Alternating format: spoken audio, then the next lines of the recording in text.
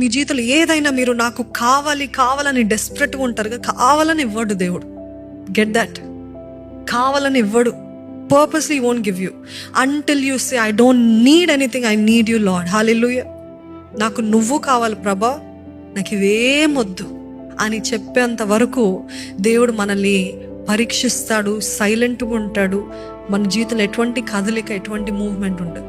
The more you're desperate, the more God says I'm backing, I'm going back. But when you say ఇవన్నీ ఒక లెక్కలేదు ప్రభా, ఇవన్నీ వ్యర్థం ప్రభా, నామకార్థంగా కాదు, నిజంగా ఆ పాయింట్ వచ్చేస్తుంది. ఈ మనుషుల ఛీ, ఈ ఫేమ్ ఛీ, ఈ మెప్పుల ఛీ, అసలు ఇవన్నీ వ్యర్థము అని అంటారు చూడండి. అప్పుడు మీరు అడగకుండానే అవి మీ వెంట పరిగెత్తుతాయి. అలాగే దేవుడు చేస్తాడు. The more you go after fame, the more you go after people, the more you are desperate for one thing, the more farther it will go away from you. Don't be desperate for things. Don't be desperate for marriage. Don't be desperate for all the unnecessary perishable things. Be desperate for God's presence.